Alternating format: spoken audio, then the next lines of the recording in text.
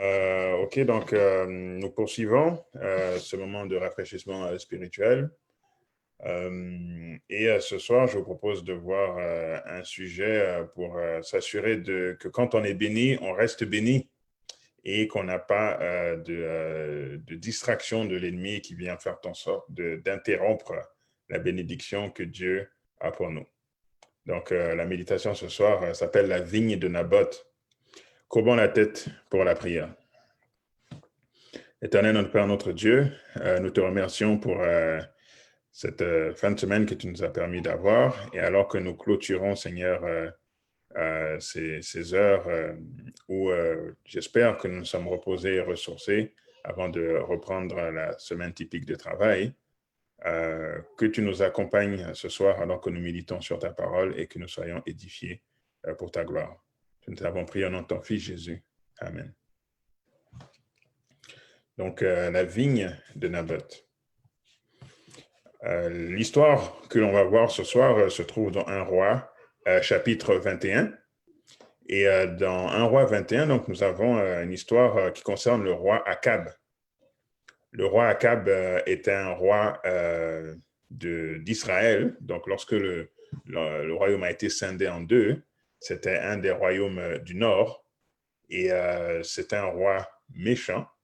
Un roi qui avait aussi épousé une femme qui ne craignait pas Dieu, du nom de Jézabel.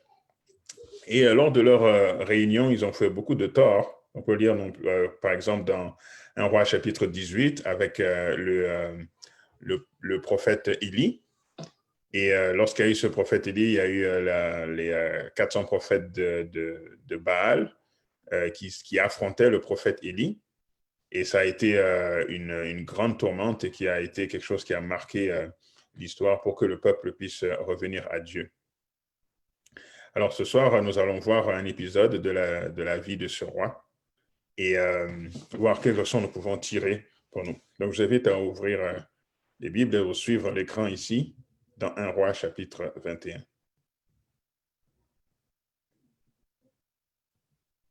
Donc dans 1 Roi chapitre 21, partir du verset 1er, nous allons lire jusqu'au verset 4. Juste un moment, s'il vous plaît.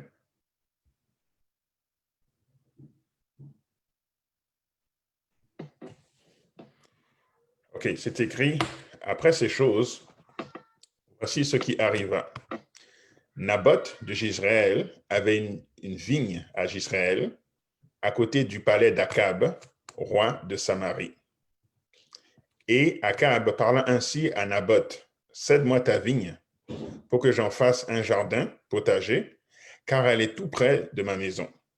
Je te donnerai à la place une vigne meilleure, ou, si elle te convient, je te paierai la valeur en argent. » Mais Naboth répondit à Akab, « Que l'Éternel me garde de te donner l'héritage de mes pères. » Akab rentra dans sa maison, triste et irrité, à cause de cette parole que lui avait dite Naboth de Jezréel. « Je ne te donnerai pas l'héritage de mes pères. » Et il se coucha sur son lit, il détourna le visage et ne mangea rien. Donc ici, nous avons le roi Akab qui veut la vigne de son voisin Naboth. Et la vigne lui est refusée parce que Naboth lui dit « Je ne te donnerai pas l'héritage de mes pères. » Et au verset 4, on dit qu'Akab il rentra dans sa maison triste et irrité. Et qu'il alla se coucher sur son lit, qu'il détourna le visage. Certaines versions disent qu'il détourna le visage, ça veut dire qu'il se tourna vers le mur pour ne parler à personne, qu'il se mit à bouder. Et donc, nous avons là un exemple d'un roi vraiment avec un caractère d'enfant gâté. C'était un roi qui était riche, c'était l'homme le plus riche du royaume d'Israël. Il avait beaucoup de vignes, il avait beaucoup de potagers, mais non, il lui fallait encore, en plus de tout ce qu'il avait, il lui fallait la vigne de Naboth. Il lui fallait encore rajouter quelque chose à ce qu'il avait. C'est comme si rien ne pouvait lui être refusé. Et le problème là, c'est que Akab avait développé cette habitude de que rien ne devait lui être refusé, qu'il avait ce caractère d'enfant gâté depuis sa jeunesse.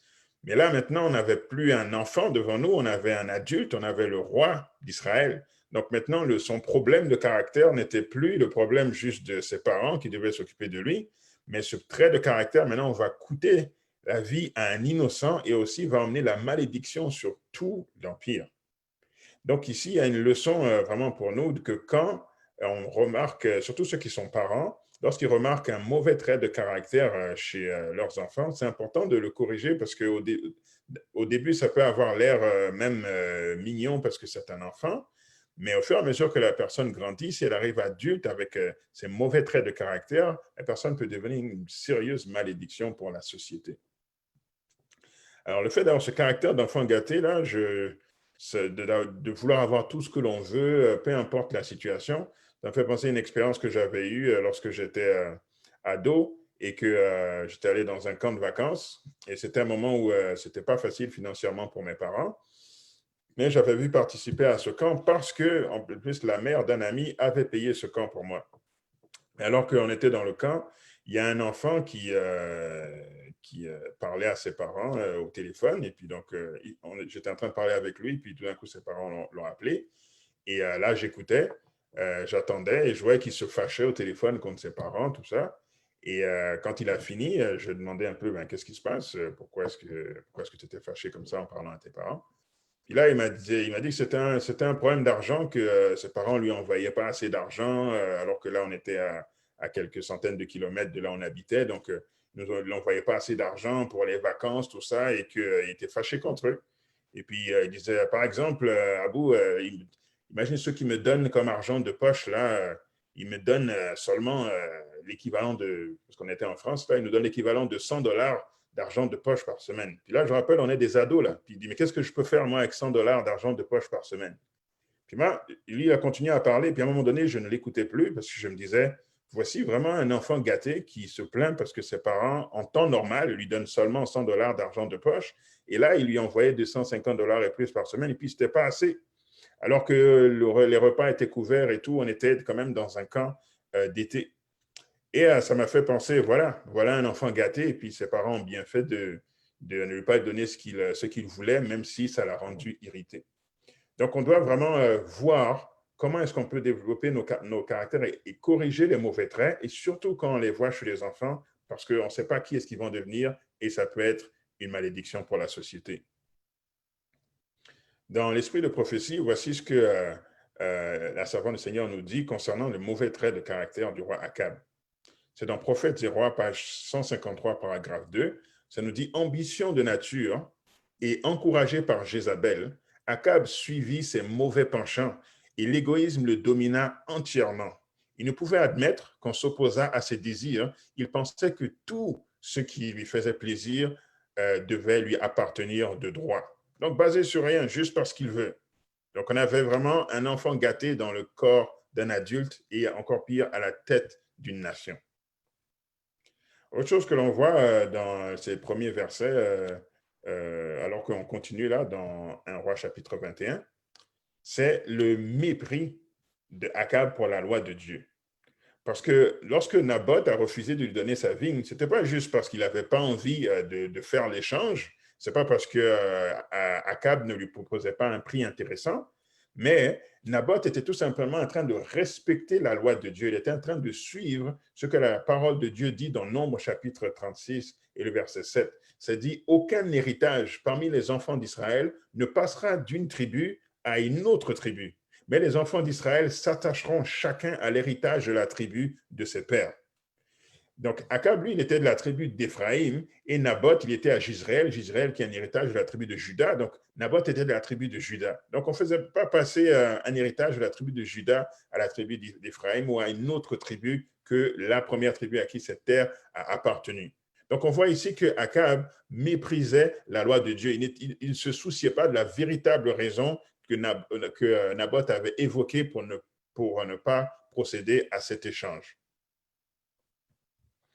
Toujours dans Prophètes et Rois, page 154, paragraphe 1, on nous dit, mais Naboth considérait que sa vigne avait un prix inestimable, car elle avait appartenu à ses pères.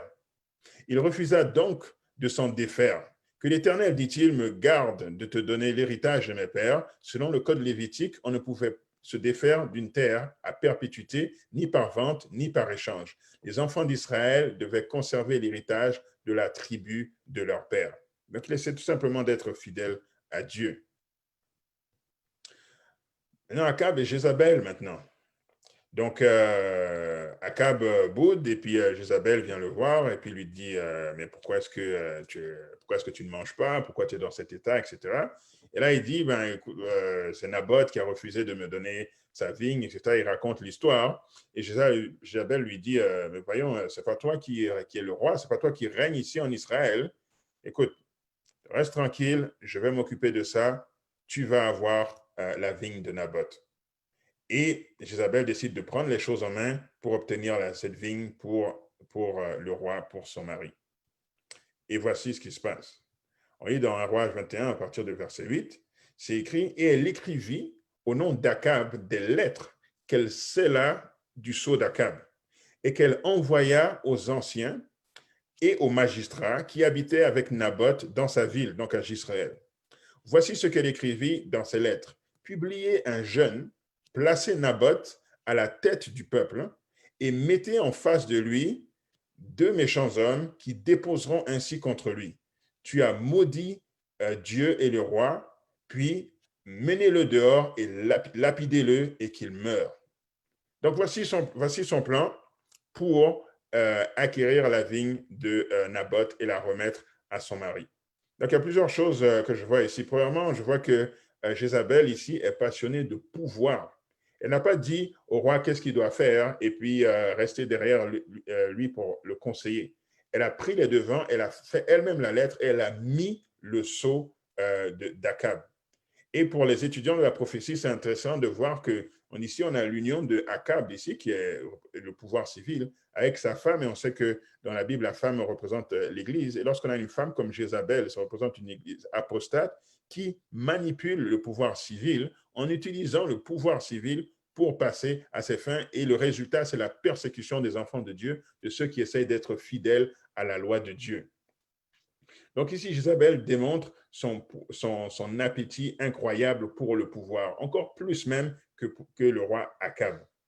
Lui, il était juste en train de se lamenter pour la vigne qu'il n'avait pas pu obtenir. La deuxième chose intéressante que l'on voit ici, c'est qu'elle dit de publier un jeûne. Donc, en introduction du message, je vous rappelais que Akab et Jézabel sont mariés, que Akab est un mauvais roi, que Jézabel est une païenne qui adore Baal. Donc, pourquoi est-ce qu'elle publie un jeûne et qu'ensuite elle fait tuer celui qui, entre guillemets, va maudire Dieu? Depuis quand est-ce que Jézabel se soucie de Dieu? Depuis quand est-ce que Jézabel se soucie de publier un jeûne en l'honneur de l'Éternel? Clairement, Jézabel se moque complètement de l'Éternel et de sa loi et n'a aucun intérêt pour cela. Elle a fait tuer beaucoup de prophètes de Dieu au point que un des serviteurs d'Akab a dû en cacher. Et elle a essayé même de tuer Élie, que Dieu a protégé. Et Dieu, pour encourager Élie, a dit j'en ai 7000 autres qui n'ont pas fléchi le genou devant Baal. Donc, clairement, on a quelqu'un ici qui, dans sa vie quotidienne, ne se soucie pas de Dieu. Et puis là, tout d'un coup, elle publie un jeûne en l'honneur de Dieu et il faut lapider celui qui maudit Dieu. Alors, je pense qu'il y a une leçon spirituelle pour nous ici. Lorsque quelqu'un, tout d'un coup, là, devient très zélé pour un point spécifique de la doctrine, eh bien, souvent, ça cache un mépris de Dieu en général dans la vie de cette personne. Et où ça peut cacher, encore pire, comme dans le cas de Jézabel ici, un plan maléfique caché derrière cette exagération de piété. J'ai pu voir dans l'Église, vous avez pu voir dans l'Église aussi, parfois j'ai des gens que j'ai vus qui peuvent être, je sais qu'ils sont menteurs, je sais qu'ils sont dans toutes sortes de péchés, je sais qu'ils sont adultères, qui peuvent être de fornication, des choses comme ça. Mais par contre, ils vont juger quelqu'un et puis ils vont lui dire ben, pourquoi est-ce que tu mets du lait de vache dans tes céréales le matin alors qu'il faut mettre du lait de soya pour respecter le message de la santé. Donc oui, je peux faire tous ces mensonges, je peux être dans tous ces adultères, fornications, etc. Mais le lait de soya dans les céréales, ça c'est important par contre. Donc ça montre ici qu'on exagère un point de la doctrine qui, oui, c'est vrai, le message de la santé est là, mais pourquoi en faire toute une montagne et pas laisser la personne cheminer? Et alors que cet excès de zèle fait juste révéler qu'en fait, dans la vie en général, cette personne méprise Dieu et va pécher sur péché, comme ici dans le cas de Akab et Jézabel. Donc, méfions-nous des excès de zèle super pointus. Souvent, ça cache autre chose.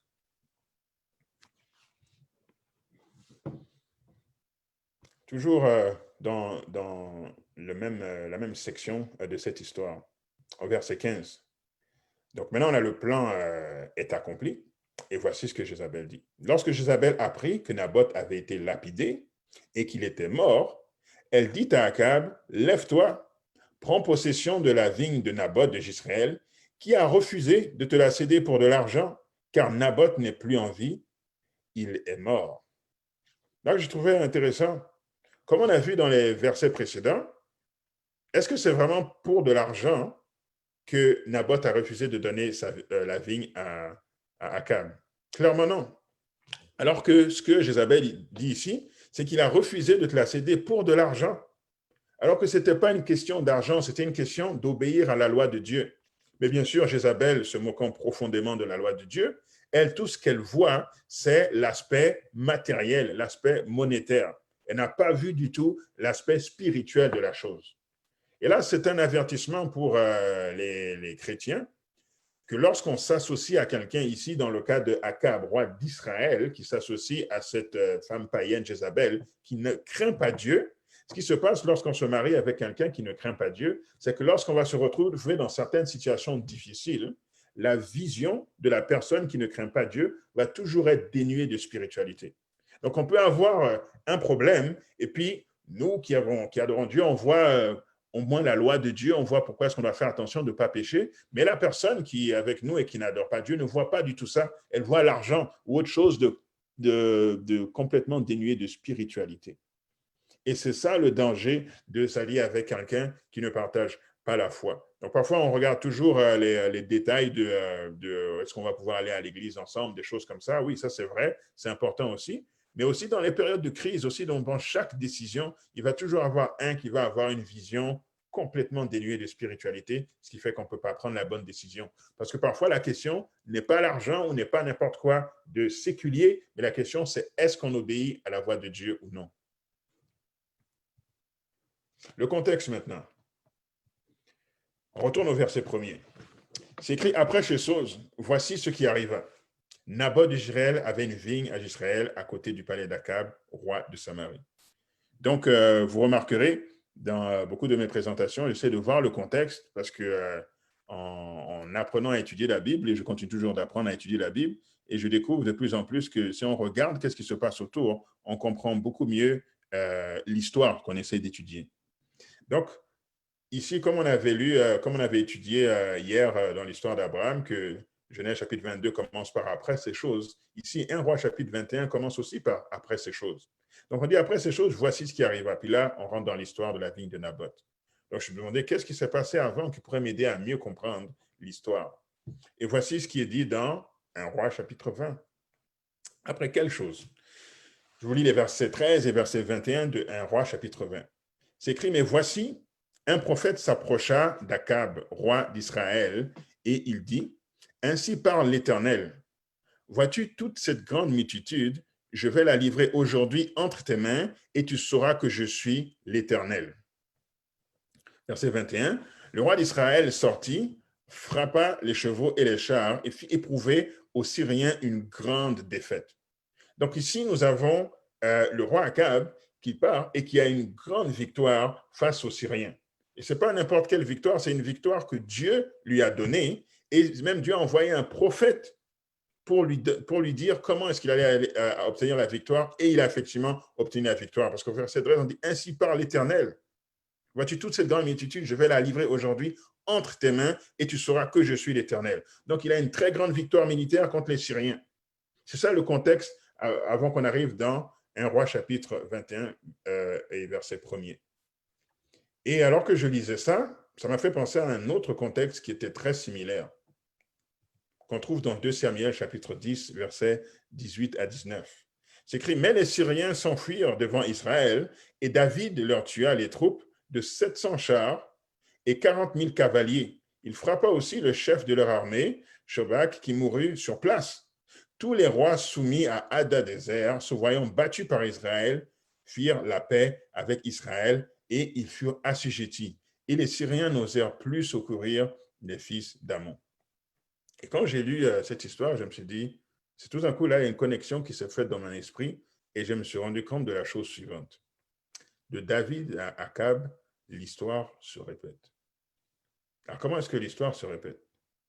Dans 1 roi chapitre 21, nous avons Akab qui a une grande victoire que Dieu lui donne et quand il retourne dans son palais, il convoite ce qui est juste à côté de son palais. Il convoite la vigne de Naboth. Dans le livre de Samuel, nous avons David qui a une grande victoire et lorsqu'il rentre dans son palais, qu'est-ce qu'il fait? Il convoite, qu'est-ce qui est juste à côté de son palais? Il convoite la femme de son prochain. Donc, une grande victoire que Dieu accorde et ensuite, il se relâche spirituellement et cela emmène leur chute. Et si on remarque bien, on voit que dans les deux cas, ils tombent pour quelque chose qu'ils avaient déjà en abondance. Le roi Akab étant le roi, n'est-ce pas? Il avait toutes les meilleures vignes déjà du pays, il avait tous les meilleurs potagers du pays, mais non, ce n'était pas assez, il lui fallait aussi le potager de son voisin. Le roi David avait déjà plusieurs femmes, mais non, ce n'était pas assez, il lui fallait aussi la femme de son voisin. Et effectivement, la tentation qui vient est proche. Et là, Dieu me parlait spirituellement, il me disait que lorsque je te bénis, lorsque Dieu nous bénit, il faut vraiment rester alerte spirituellement parce que la façon dont l'ennemi va venir attaquer, c'est d'amener une tentation qui n'est pas loin, mais qui est juste à côté de là où nous avons eu la victoire. Juste à côté, au moment où on relaxe, là, au moment où on baisse nos gardes, là, l'ennemi emmène quelque chose qui est juste à côté. Bathsheba était juste à côté parce qu'il pouvait la voir de son palais. Donc, elle n'était pas 5 blocs plus loin. Elle était juste à côté. Il a pu la voir nue et il a pu voir que c'était une belle femme. Donc, elle était proche. Et Akab a convoité la vigne de Naboth, la vigne de son voisin, juste à côté de son palais. Donc, ce que l'ennemi va utiliser, c'est un trait de caractère que nous avons cultivé pendant de nombreuses années, sur lequel nous n'avons jamais eu la victoire. Donc, Akab avait développé ce mauvais trait de caractère d'être toujours un enfant gâté, puis d'obtenir tout ce qu'il voulait, et cela l'a emmené à convoiter la vigne de Naboth. Et David, de son côté, il avait toujours développé cette habitude d'avoir plusieurs femmes alors que c'était contre la loi de Dieu. Et cela l'a emmené à convoiter la femme de son voisin. David, il avait eu Michal comme femme, il avait eu Abinoam, il avait eu Elga, il avait eu Abigaël. Mais non, ce n'était pas assez, il fallait aussi la femme de Uri. Et Akab, comme on dit, il avait d'innombrables vignes et potagers, mais ce n'était pas assez, il fallait aussi la vigne de Naboth. Et alors que je voyais cette ressemblance entre ces deux histoires, je me suis rendu compte que le portrait est plus large. Non seulement le contexte est le même qui les a emmenés dans cette situation, mais les histoires sont exactement les mêmes. Et j'ai relevé 12 points que je partage avec vous pour montrer les parallèles entre les deux. Donc, le point numéro 1 qu'on vient d'expliquer, c'est qu'après une écrasante victoire sur les ennemis d'Israël, David et Akab rentrent chez eux et convoitent ce qui se trouve à côté de leur palais. Numéro 2, on voit que les deux rois, ils se renseignent sur l'objet de leur convoitise. Et il devient clair qu'ils ne peuvent pas légitimement s'en emparer. Donc David, il va et se demande, c'est qui cette femme-là?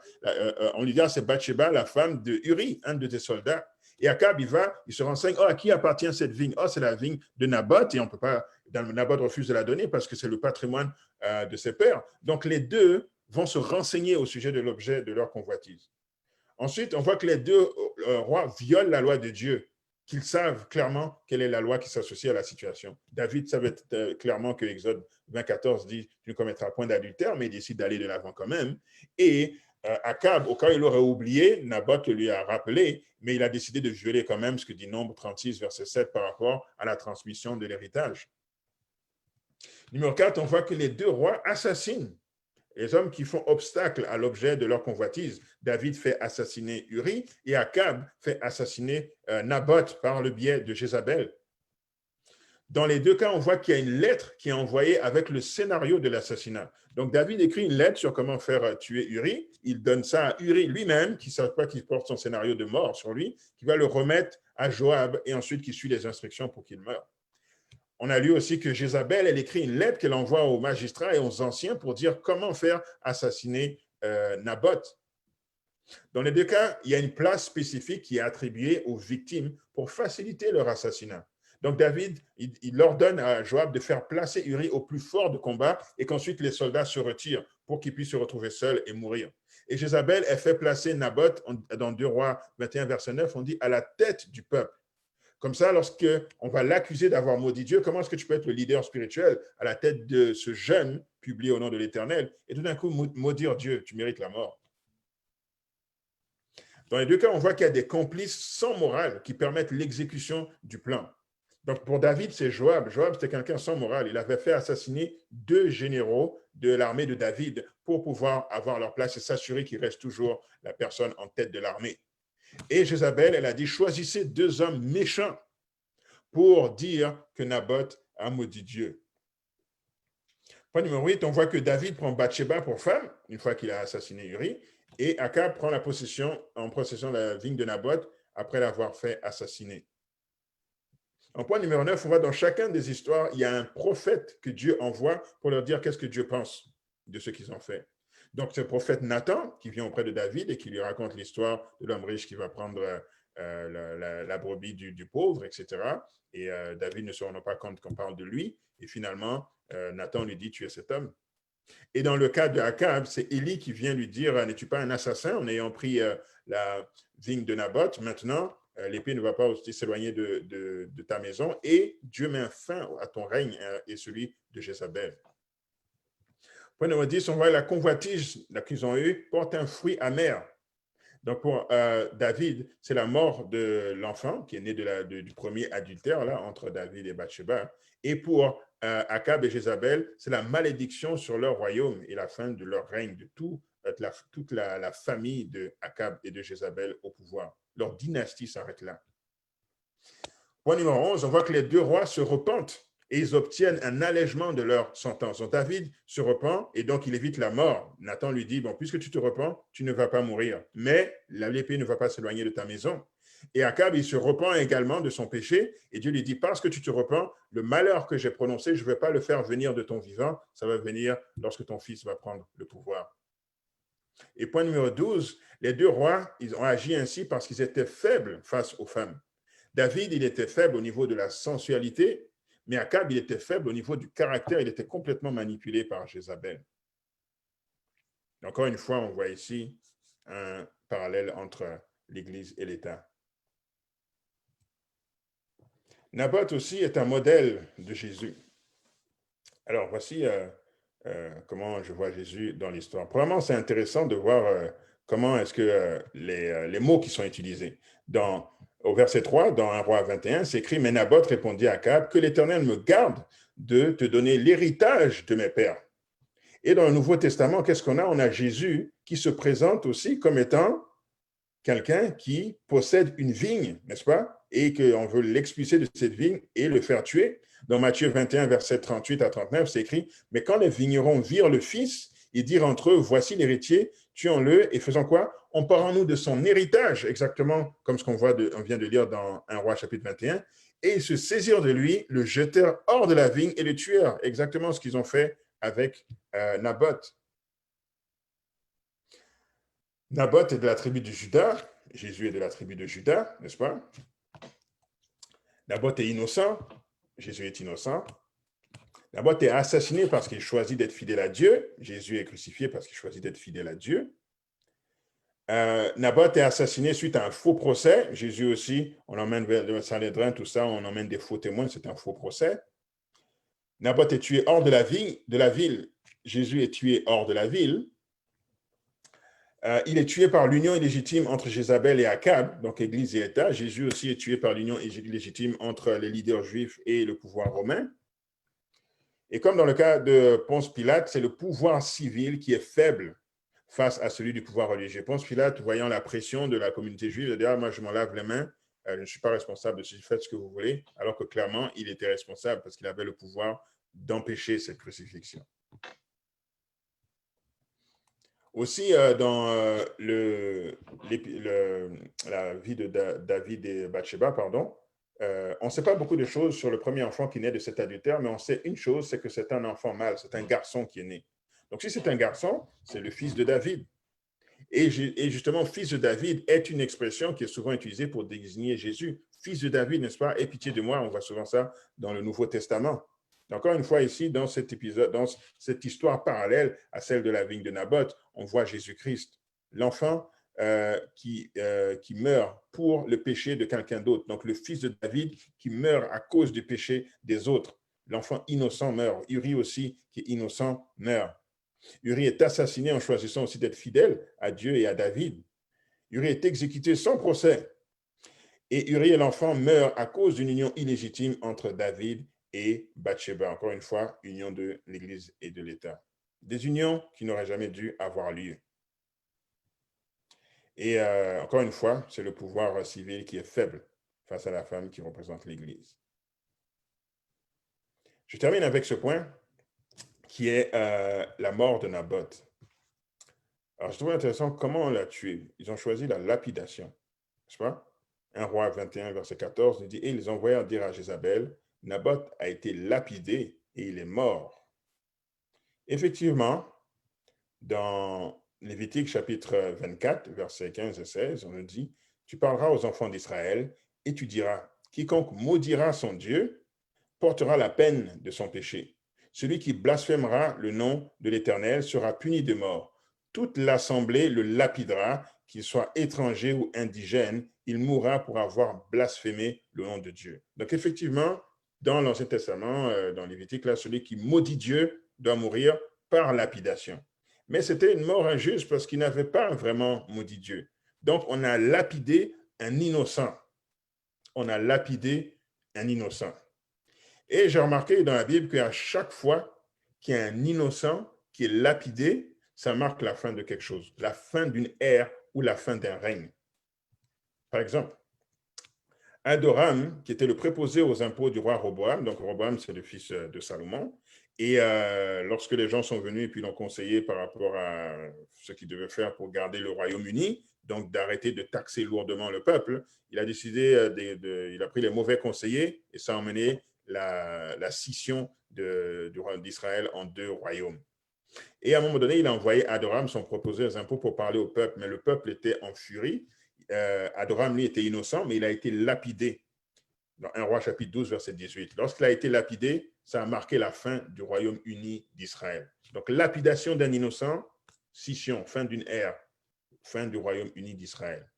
Ensuite, on a Naboth, qu'on vient de voir ici, dans 1 Roi chapitre 21, verset 14. Lorsqu'il est lapidé, lapidation d'un innocent, fin du règne de Akab et de Jézabel. Ensuite, nous avons Zacharie, le fils du sacrificateur Jéhojada, qui est lapidé dans 2 Chroniques, chapitre 24, verset 21. Ça marque la fin du règne du roi Joas. Dès que cette lapidation arrive, la fin du règne du roi Joas arrive. Et on a aussi, dans Actes, chapitre 7, verset 58, Étienne, qui est un innocent, qui est lapidé. Et lorsqu'il est lapidé, ça marque la fin du temps de grâce pour le peuple juif. Et là, donc, à chaque fois, ce sont des innocents qui sont lapidés. Il y a la fin d'une ère ou la fin d'un règne. Mais ça, ce sont les méchants, n'est-ce pas, qui lapident ceux qui sont fidèles à Dieu. Mais quand on lapide, qu'est-ce qu'on fait? On lance une pierre, n'est-ce pas? La lapidation, c'est fait de lancer une pierre. Et je trouve intéressant que quand Dieu va juger que son tour est venu de lancer une pierre, ça marque la fin du monde. Donc, pendant tout ce temps-là, les méchants ont dominé et ont versé le sang des adorateurs du vrai Dieu, mais le tour de Dieu vient de lancer la pierre. Et cette fois, ce sera une fois pour toutes l'établissement du royaume de Dieu, la fin de ce monde de péché. Conclusion. Le développement du caractère par la communion avec Dieu est notre meilleure arme contre l'ennemi. Donc, il faut qu'on reste proche de Dieu et il faut que à chaque fois que Dieu nous montre quelque chose, que nous ayons l'humilité de l'amener à lui et de le laisser nous corriger. Comme on a vu avec Akab, grandir avec des mauvais traits de caractère nous amène dans des endroits où on n'aurait jamais voulu se retrouver. David aussi, malgré qu'il était appelé au début l'homme selon le cœur de Dieu, il a laissé ce défaut envers les femmes grandir dans son cœur et ça l'a emmené à perdre toutes les bénédictions que Dieu lui avait données et se retrouver dans une situation que Dieu n'avait jamais prévue pour lui. Numéro 2, nous ne pouvons pas nous unir par les liens du mariage ou tout autre lien important avec des incroyants sans risquer de perdre notre relation avec Dieu. Donc, on a vu ici, dans l'exemple de Naboth, sa femme ne lui a été, l'exemple d'Akab, pardon, sa femme ne lui a été d'aucune aide, n'est-ce pas, dans cette situation. Au lieu de lui dire, pourquoi est-ce que tu te lamentes comme ça, juste remets-toi sur pied, il a mentionné la loi de Dieu. C'est vrai qu'on ne peut pas faire ce transfert. De toute façon, regarde, tu as toutes ces vignes, tu es le roi. Pourquoi est-ce que tu te lamentes pour ça? Ce que tu fais est vraiment insensé. Donc, sa femme n'a pas été la voix de Dieu pour les réconforter. Au contraire, elle l'a enfoncé dans la rébellion contre Dieu. Et ça a été fait de telle sorte, de cette manière spécialement parce qu'elle-même ne craint pas Dieu. Et point numéro 3, nous pouvons parfois souffrir en raison de notre loyauté envers Dieu. Comme ici, Naboth, lui, ça lui a coûté sa vie, mais parfois on peut souffrir différemment, comme Joseph, par exemple, qui a refusé d'aller vers la femme de Potiphar. Mais nous devons laisser les conséquences de nos bons choix à Dieu et avoir confiance qu'il fera toujours justice à ses enfants. Donc, quand à un moment donné, Dieu nous met nous délivre, n'est-ce pas? Eh bien, ça aura valu la peine ça aura valu la peine vraiment d'être obéissant. La Bible ne nous dit pas exactement tout ce qui s'est passé, mais posez-vous la question, qu'est-ce que Joseph a fait une fois qu'il était à la tête du pays? Qu'est-ce qu'il a fait par rapport à la femme de Potiphar? Il pouvait faire ce qu'il voulait maintenant pour se venger. Mais on sait qu'il ne l'a pas fait, n'est-ce pas? Parce qu'on a vu l'esprit qu'il a manifesté en pardonnant ses frères. Donc, nous devons avoir cette conscience que parfois, oui, ça peut coûter d'être fidèle, mais Dieu, en bout de ligne, il fait toujours justice. Mon appel, je pense que le point le plus important, choisissons de grandir, choisissons d'avoir un caractère à l'image de Dieu et Dieu va nous montrer de toute façon qu'est-ce que nous devons corriger. Ne soyons pas rebelles, acceptons de grandir et soyons des bénédictions pour la société dans laquelle nous vivons et non pas des gens qui apportent le malheur. Courbons la tête pour la prière. Éternel Père notre Dieu, merci infiniment pour ton amour envers nous, Seigneur, et ta capacité de nous transformer à ton image. Aide-nous simplement à être malléables entre tes mains et à maintenant être les canaux de bénédiction en abondance, Seigneur, de bénédiction inépuisable, et que nous ne soyons pas, Seigneur, des vases qui gaspillent, Seigneur, tes bénédictions, mais en faisant profiter les autres, Seigneur, et en faisant profiter l'avancement, Seigneur, de ton royaume. Nous t'avons prié au nom de ton Fils Jésus. Amen.